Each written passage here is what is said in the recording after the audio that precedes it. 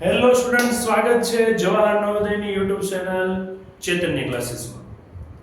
મસ્ત મજાની પેરેગ્રાફની તૈયારી કરો છો. નવોદયની અંદર જે પેરેગ્રાફ વાળો સેક્શન છે કે જેની અંદર 20 પ્રશ્નો કુલ પૂછાય છે અને 25 ગુણનો ટોટલ સેક્શન છે, એમાંથી એક પણ માર્ક્સ જવા નથી દેવો. તો તમે જે કંઈ પણ મટીરીયલ યુઝ કરી રહ્યા છો અને અહીંયા જે તમને નવોદયના પેરેગ્રાફ મૂકેલા છે એ બધા જ પેરેગ્રાફ વ્યવસ્થિત રીડ કરી અંદર આવતા શબ્દોને સમજો, એના અર્થ શું થાય છે જુઓ. અહીંયા તમને સવાલમાં ન પૂછેલું હોય અને કોઈ શબ્દ અઘરો લાગે છે તો એને જાણવાની કોશિશ કરો કે આ શબ્દ કેવા શું માંગે છે. ક્યાંક ને ક્યાંક તમને ઉપયોગી છે. અને જો એની અંદર તમે પૂરા ગુણ 25 મેળવી લીધા અને આકૃતિની અંદર તમે 50 ગુણ પૂરા મેળવી લીધા તો નવોદયની અંદર સિલેક્શન થવાનો ચાન્સીસ ખૂબ જ વધી જશે. અઘરું કશું જ નથી.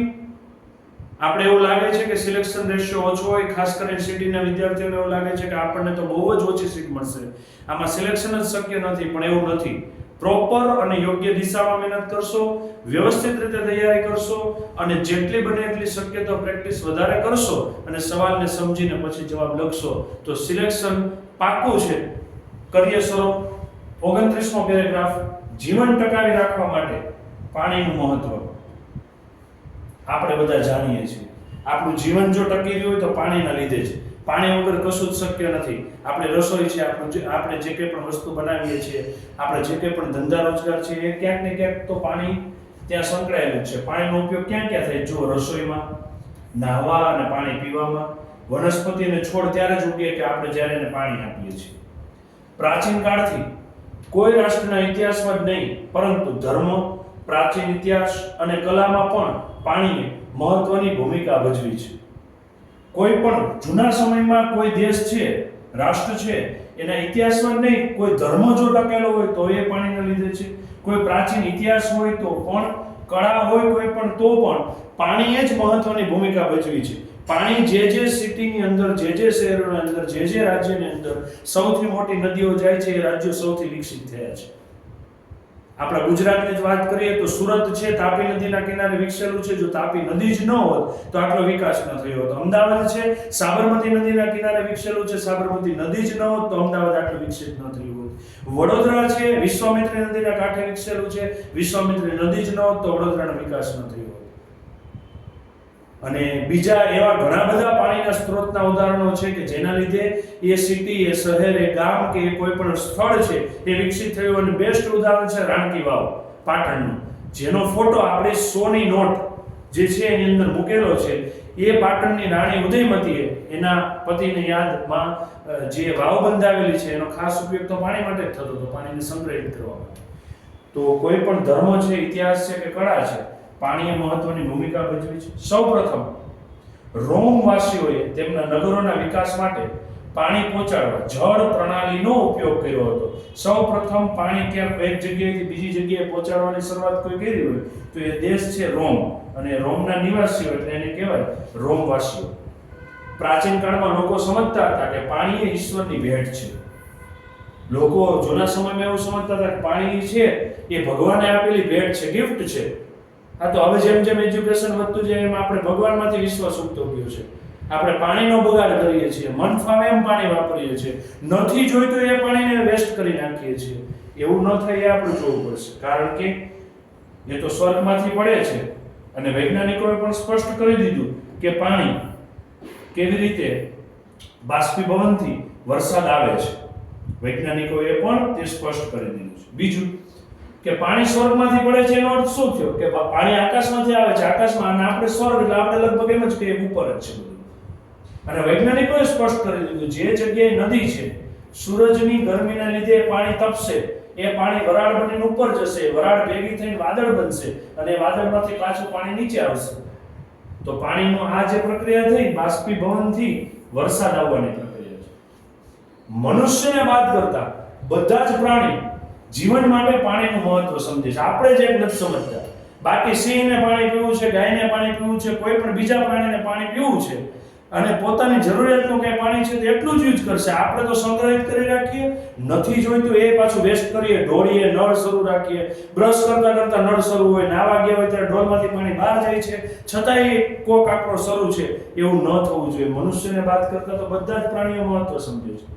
મનુષ્ય સાવધાનીપૂર્વક પાણીના ઉપયોગની જરૂરિયાત નથી સમજતો, કેવી રીતે વાપરવાનું છે એ નથી સમજતો. આપણા દેશમાં ગંદકીનો નિકાલ પણ નદીઓમાં કરી દેવામાં આવે છે. આપણે જોઈએ છીએ કે જે કંઈ પણ ગંદકી છે, ગટરનું પાણી છે, નદીમાં જવા દઈએ છીએ. હવે એ પાણી જ પ્રદૂષિત થઈ જશે, પીવું કેવી રીતે? પાણીને પ્રદૂષિત કરી નાખીએ છીએ, સ્વાસ્થ્ય સંબંધિત સમસ્યાઓ પેદા થઈ છે, એટલે પછી આપણને રોગ થાય છે. સરકાર પણ નદીઓની સફાઈ માટે પ્રયત્ન કરી રહી છે. અત્યારે હાલ દિલ્હીની અંદર હમણાં તમારું વેકેશન પડશે પછી લાભ પાંચમ પછી છઠ એની જે સેલિબ્રેશન થાય છે ઉત્તર ભારતના વિસ્તારોમાં, તો એમાં દિલ્હીનું પાણી તમે જુઓ ને તો એટલો ફોગ અંદર વળી ગયેલો છે, કેમ કે ઇન્ડસ્ટ્રીઝનું પાણી બધું જ એ નદીની અંદર જાય છે, પછી એમાં ફીણ વળે છે. તમને પાણી છે કે અહીંયા વાદળો છે કે બરફ છે એ ખબર ન પડે, એવું તો અહીંયા પરિસ્થિતિ સર્જાઈ જાય છે. એટલે બરફ અહીંયા હોતો નથી, પણ પેલા ફિલ્મ સેવા બની ગયો આપણને એવું લાગે કે બરફ થયો છે. એમ કહેવાય છે કે સાવ ન કરતા હંમેશા સારું છે કે મોડેથી પણ શરૂ કરવું, એ માટેનો પ્રયત્ન. હાવ પ્રયત્ન જ ન કરવો એના કરતા ભલે અત્યારે સમજી ગયા કે હવે પાણીથી આપણે કંઈક પ્રોબ્લેમ થવા લાગ્યા છે, પાણીને બચાવવું જોઈએ.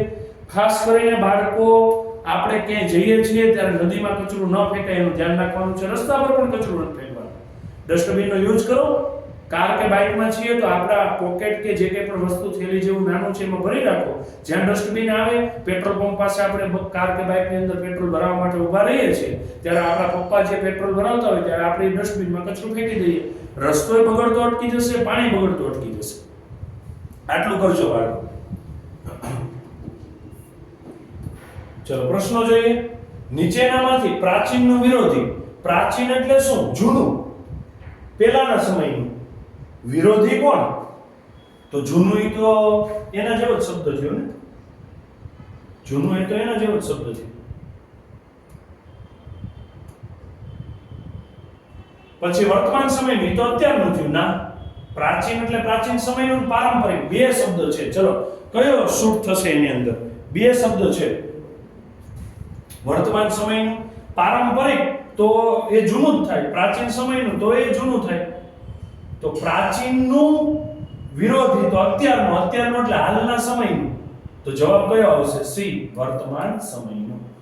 જળ પ્રણાલી એ ખાલી જગ્યા છે. જળ પ્રણાલી આ શબ્દ છે. ચલો એક પ્રકારનું ઝરણું છે, એક પ્રકારનો પાઇપ છે, એક પ્રકારનો બંધ છે, એક પ્રકારનું તળાવ છે. ના, ઝરણું એટલે શું? પાણી વહીને જતું હોય.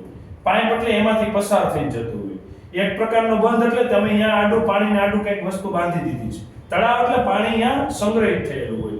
તો જળ પ્રણાલી એટલે વહીને જતું હોય એવું. વહીને જતું એવું શું છે? ઝરણું. પ્રાચીન કાળમાં પાણીને ખાલી જગ્યા માનવામાં આવતું હતું. પવિત્ર, વ્યર્થ એટલે કે નકામું, મહત્વનું કે ઐતિહાસિક. ના, આ ત્રણને આપણા પેરેગ્રાફ પ્રમાણે કેવું માનવામાં આવે છે? પવિત્ર. ત્રીજામાં શું આવશે? એ. ચોથામાં વૈજ્ઞાનિકોએ શું સમજાવવાનો પ્રયત્ન કર્યો છે? વરસાદ કેવી રીતે આવે છે એને, બાષ્પીભવન થઈને કેવી રીતે ઉપર પાણી જાય છે ને પાછું વરસાદમાંથી કેવી રીતે પડે છે, પાણીનું મહત્વ પેરેગ્રાફના અકોર્ડિંગ. પાણી એક વરદાન છે, પાણીનો બગાડ સમજાવ્યો છે? ના, વરસાદ કેવી રીતે થાય છે એ સમજાવ્યું. અહીંયા તમને આપેલા ઓપ્શનમાં કોઈ જવાબ ખોટો છે એનો અર્થ એવો નથી કે એ વ્યક્તિ એવું કંઈ કર્યું જ નથી. પાણીનું મહત્વ વૈજ્ઞાનિકોએ સમજાવ્યું છે કે પાણી બગાડશો તો આવો પ્રોબ્લેમ થશે, પણ આપણા પેરેગ્રાફમાં શું હતું એ અકોર્ડિંગ જવાબ આપવાના છે. લેખક વિચારે છે કે નાના પ્રાણીઓ મનુષ્ય કરતા વધારે સારા છે, કારણ કે એની પાસે ઇન્ફોર્મેશન બહુ હોય પાણીની, એટલે નારે નહીં તો ભણવાય નથી જતું. એ પાણીની પૂજા કરે છે? ના. પાણીનો બગાડ કરતા નથી? હા, એ પાણી કઈ ખોટું બગાડતા નથી. મહત્વ જાણે છે? ના, એની ઇમ્પોર્ટન્સ શું ખબર હોય. આપણા પેરેગ્રાફ પ્રમાણે કયો જવાબ આવશે? પાણીનો બગાડ કરતા નથી. ડન છે? Next paragraph number 30. હાલમાં જ મારી માના એક કાકા અમારા ઘરે આવ્યા, એટલે કે આપણા મમ્મીના કાકા એ નિવૃત્ત કર્નલ છે. કર્નલ એટલે સેનામાં સૈનિક તરીકેની ફરજ બજાવતા હોય એવા વ્યક્તિ. અને એક પ્રકારના પ્રકૃતિવાદી એટલે શું? કુદરત એને બહુ ગમતી હોય, કુદરત વિશે બહુ જાણતા હોય એવા વ્યક્તિ. કુદરતમાં બધું જ આવી ગયું, પશુ, પંખી, વૃક્ષો, વનસ્પતિ, બધું જ. તેમની સાથે હું પક્ષીઓ વિશે વાત કરતો હતો. અહીંયા જે લેખક આ લેખ લખ્યો છે એ વાત કરે છે કે એના મમ્મીના એક કાકા હતા, એના ઘરે આવ્યા હતા, એ નિવૃત્ત કર્નલ છે, એ કુદરત વિશે ઘણું બધું જાણે છે, એટલે લેખક એની સાથે પક્ષીઓ વિશે વાત કરતા હતા.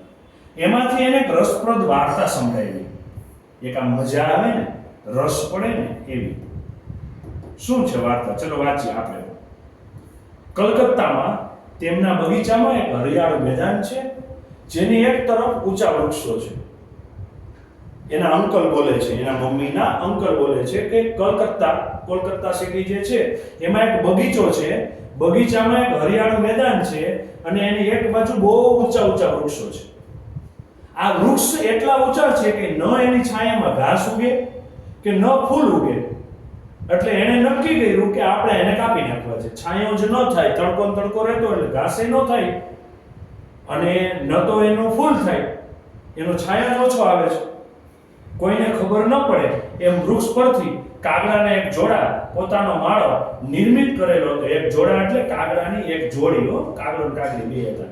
એને અહીંયા માળો બનાવ્યો હતો. નિર્મિત કરેલો એટલે બનાવેલો હતો એ ઊંચા વૃક્ષ ઉપર. જ્યારે એ વૃક્ષ કાપ્યું, ડાળીઓ જમીન પર પડી તો એ ઈંડા જે મૂકેલા હતા કાગડા એને ટુકડા થઈ ગયા. પોતાનો ખોટનો શોક મનાવવાથી સંતુષ્ટ ન થતા, પોતાને ખોટ ગઈ ને, એના બચ્ચાઓ મરી ગયા, એને ઈંડા જો સેવા તો બચ્ચા એનામાંથી જન્મ. શોક મનાવવાથી સંતુષ્ટ ન થયા, રડારડ તો કરી જ એને. પણ બીજું શું કર્યું? કાગડા અને કાગડીએ નક્કી કર્યું કે આપણે આનો બદલો લેવાનો છે, અમારું ભાંગ્યું ને હવે જુઓ એમ. ત્યારબાદ અનેક સપ્તાહો સુધી જ્યારે કોઈ પણ બગીચાની આસપાસ દેખાય, કોઈ પણ વ્યક્તિઓ બગીચાની આસપાસ આવે, કેટલાય અઠવાડિયા સુધી કાગડો શું કરતો? એની ચાંચ અને પંજાથી આક્રમણ કરતો. ચાંચ મારે, જોરથી ચાંચ મારે, પંજો મારે, એવું કરે. કોઈ નાના લડનારા વિમાનની જેમ ઝપટી પડતા.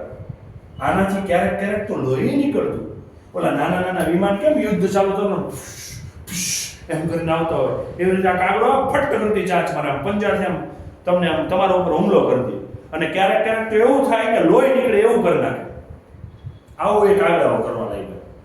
કેમ કે પેલું જે ઊંચું વૃક્ષ હતું એ તોડ્યું, ડાળીઓ નીચે પડી, એના ઈંડા ફૂટી ગયા, તો એને તો નુકસાન ગયું ને, એનું ઘર તૂટી ગયું. આપણું ઘર તૂટેલા આપણે ન મારવા દોડીએ કોકને, એવું આની જોડે છે. ચલો જોઈએ સવાલો.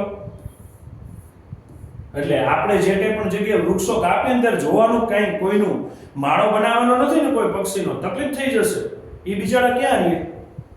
કાગડાઓની તુલના કરવામાં આવી છે કોની સાથે? ફૂલો અને વૃક્ષો સાથે? ના. લડનારા વિમાનો, હા આપણે જોયું ને કેમ વિમાનો ઓલા આવતા હોય, કેવો યુદ્ધ થાય. હમણાં પેલું પાકિસ્તાન આ સર્જિકલ આપણે સ્ટ્રાઇક કરી, ઓપરેશન સિંદૂર, તો એમાં આપણે વિડીયો જોતા ફાટ વિમાનો જતા હોય, એવી રીતે કાગડાઓ આવતા હતા. ફકરામાં હુમલો કરો એનો સમાનાર્થી શબ્દ કાપવું ના, તોડવું ના, શોક મનાવો, રોવું, અમારી ડાળ તૂટી ગઈ, ઈંડા તૂટી ગયા, એવું નહીં. આક્રમણ કરવું.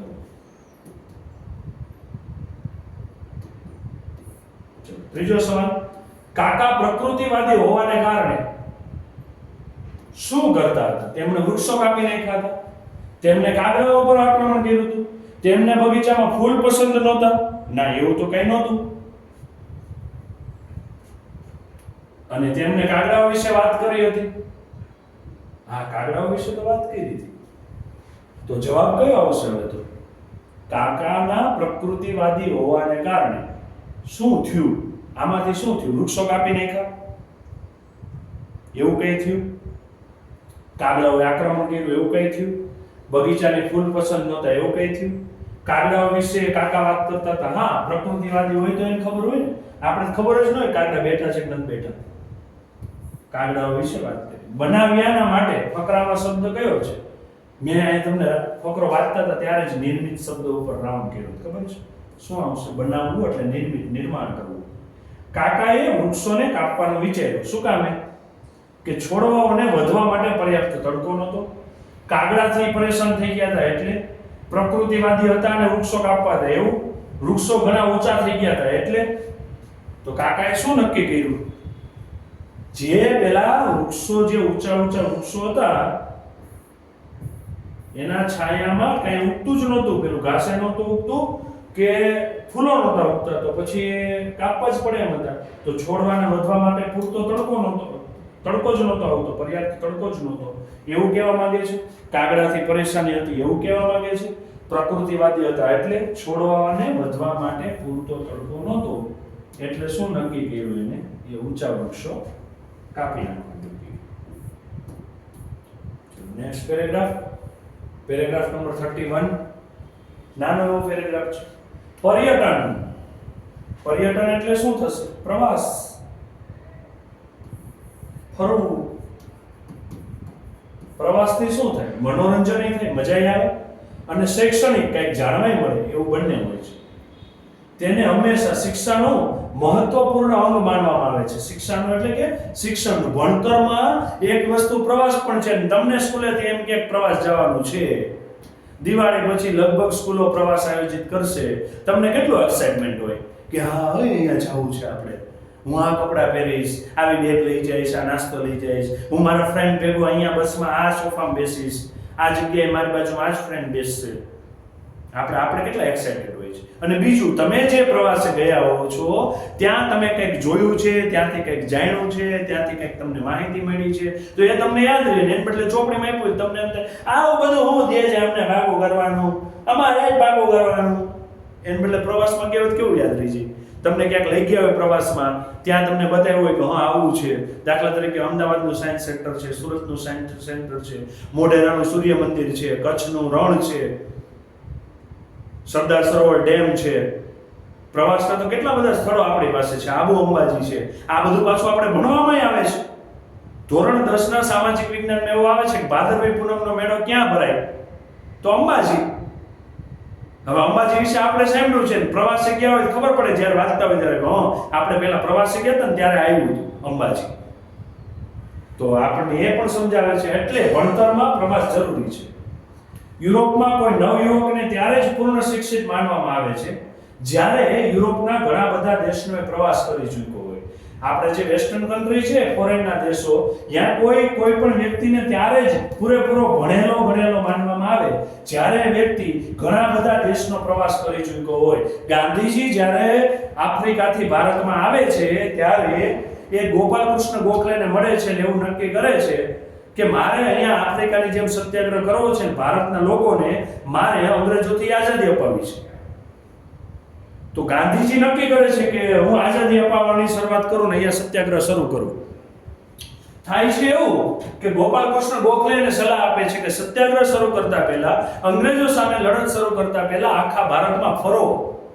એ આખા ભારતનું ભ્રમણ કરે છે. ત્યારે કોઈ એક જગ્યાએ જાય છે, ત્યાં ખબર પડે છે કે સ્ત્રીઓને શરીરનું અંગ ઢાંકવા માટેના કપડાં નથી, હું તો કેવા કપડાં પહેરીને બેઠો છું. અને ત્યારે એને નક્કી કર્યું કે જીવીશ ત્યાં સુધી શરીર ઉપર ખાલી એક ખાદીનું કપડું હશે અને ધોતી ખાદીની પહેરતા. એ પ્રવાસ કર્યો તેને ખબર પડી, અરે આ દેશમાં તો કેટલી ભાષાઓ છે, કેટલા લોકો છે, કેટલા એના ભોજનના પ્રકારો છે, કેટલી એની સંસ્કૃતિ છે, એની રહેણીકરણી જુદી છે, એની ભાષા જુદી છે. અરે આ દેશને તો એક કરવો પડશે. પહેલા એ ગાંધીજી ફર્યા ત્યારે એને ખબર પડી. તો પ્રવાસ કર્યો ભારતનો તો એને ખ્યાલ આવ્યો. એટલે ગોપાલકૃષ્ણ ગોખલેને રાજકીય ગુરુ માનતા. અને જો યુરોપના લોકોને શું કહે છે કે તમારે ઘણો બધો પ્રવાસ કરો તો તમને ખબર પડે. પ્રાચીન ભારતમાં પણ આપણા ઋષિ પર્યટનના મહાન મૂલ્યને સમજતા હતા. જૂનું ભારત, પ્રાચીન ભારતમાં પણ ઋષિ પરંપરા હતી. એમાં જે વિદ્યાર્થીઓને એક જગ્યાએથી બીજી જગ્યાએ પ્રવાસ કરાવતા, જુદા રાજ્યોમાં લઈ જતા. ગુરુ વશિષ્ઠ આવે છે અયોધ્યામાં અને દશરથને કહે છે, રાજા દશરથને કે આપના દીકરા રામને મારી સાથે મોકલો. રાજા દશરથ એવું કહે છે કે મને ગઢપણ આવી ગયું છે, હું રામ વગર રહી નહીં શકું, મારા દીકરાઓ વગર રહી નહીં શકું. ત્યારે વશિષ્ઠ એને એવું કહે છે કે તમે મોકલો તો ખરા, તમારા દીકરાઓ ક્યાંક ફરશે, ક્યાંક જાણશે, ક્યાંકથી કાંઈક પ્રાપ્ત કરીને આવશે તો એ મહાન બનશે ને. અને પછી એ લઈ જાય છે ગુરુ વશિષ્ઠ એને. એમાં રાક્ષસોનો સંહાર કરે છે. ઋષિઓ હવન કરતા હોય, રાક્ષસો એને નડતા હોય ત્યારે યુદ્ધ કરે છે, રાક્ષસોને ભગાડી મૂકે છે. પછી ત્યાંથી જનકપુરી જાય છે અને રાજા જનકના દરબારમાં જ્યાં જાય છે ત્યાં સીતા સાથે પરણીને પાછા આવે છે. તો આવું પ્રવાસનું મહત્વ હતું. આપણા પ્રધાનમંત્રી અત્યારે વડાપ્રધાન જે છે નરેન્દ્રભાઈ મોદી, એનું તમે જીવન ચરિત્ર જોશો, યુટ્યુબની અંદર એના વિડીયો જોશો, હમણાં એના ઉપર પિક્ચરાઇઝેશન થયેલા પિક્ચર તમે મૂવી જોશો તો એમાંય ખ્યાલ આવે છે કે આખા ભારતનું ભ્રમણ નરેન્દ્ર સાહેબે કર્યું છે.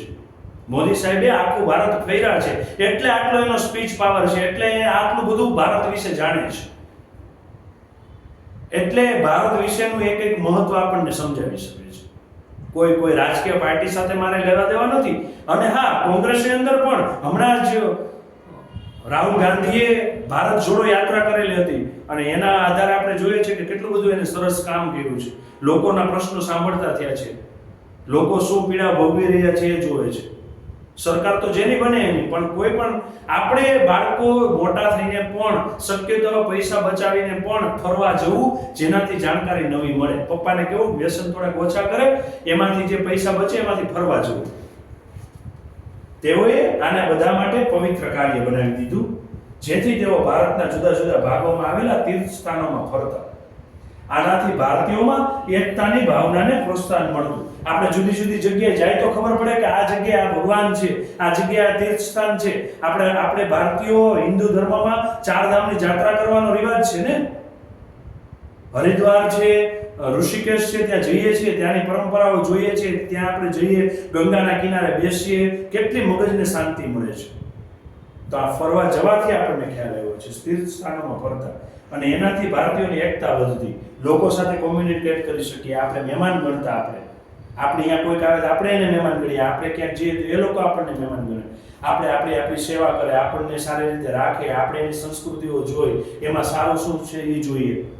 ચલો સવાલ જોઈએ હવે.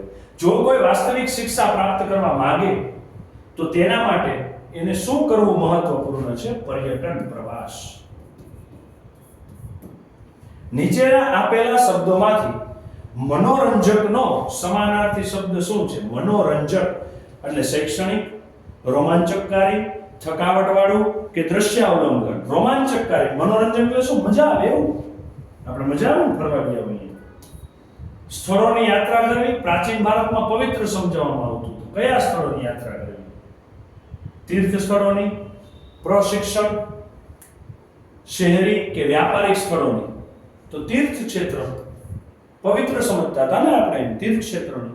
લોકો જો વધુ શું કરે તો તેને બીજાઓ સાથે એકતાનો અનુભવ થાય. પર્યટન પ્રવાસ કરે તો ઋષિ તે વ્યક્તિ છે જે ખાલી જગ્યા હોય છે, વિદ્વાન હોય છે, ચાલાક હોય છે, સ્વતંત્ર હોય છે કે પાપી હોય છે? ચાલાક થોડાક હોય ઋષિ, તો આપણું કલ્યાણ કરે. સ્વતંત્ર ન હોય, આમ ફ્રી હોય છે, પણ એ કોઈકને તો જ્ઞાન આપવાની વાત કરે છે ને. પાપી તો હોતા જ નથી. કેવા હોય છે?